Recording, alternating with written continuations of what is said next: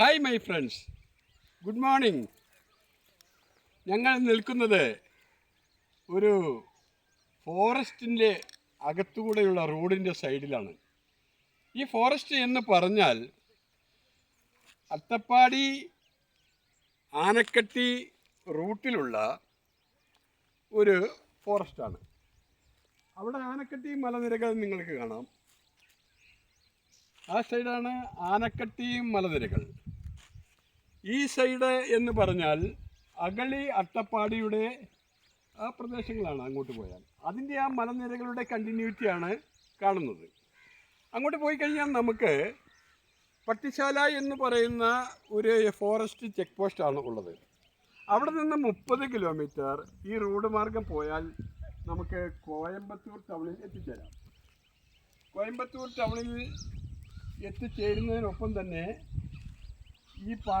അങ്ങോട്ട് പോകുന്ന വഴിക്ക് ധാരാളം ഫോറസ്റ്റുകളും ചെറിയ ചെറിയ ഇതുപോലെയുള്ള കാർഷിക ഗ്രാമങ്ങളും കാണാം. ഈ കാർഷിക ഗ്രാമത്തിൽ ഞാൻ കണ്ടത്, ഇങ്ങോട്ട് വന്നതിന് ശേഷം കണ്ടത്, ആകെ കുറച്ച് വാഴക്കൃഷികളിലൂടെ ചെയ്യുന്നതായിട്ട് കാണാം.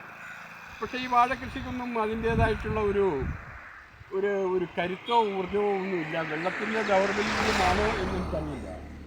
ഇവിടെ കാണാം നമുക്ക് കാളകളെ അവർ വിശ്രമിക്കുകയാണ്.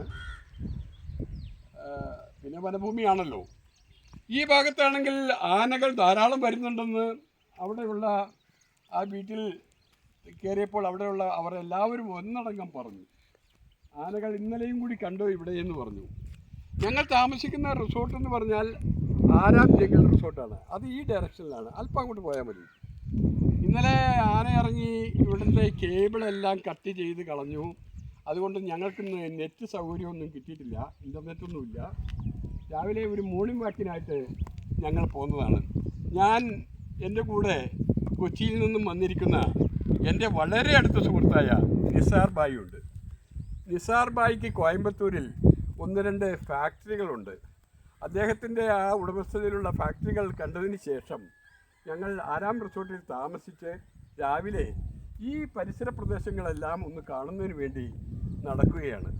നല്ല കുളിർമയുള്ള കാറ്റ്, ഇളം തന്നൽ കാറ്റ്, നല്ല ക്ലൈമറ്റാണ് ഇപ്പോൾ. വളരെ ആസ്വദിക്കാൻ പറ്റുന്ന കാറ്റും വളരെ ആസ്വദിക്കാൻ പറ്റുന്ന കാലാവസ്ഥയുമാണ്.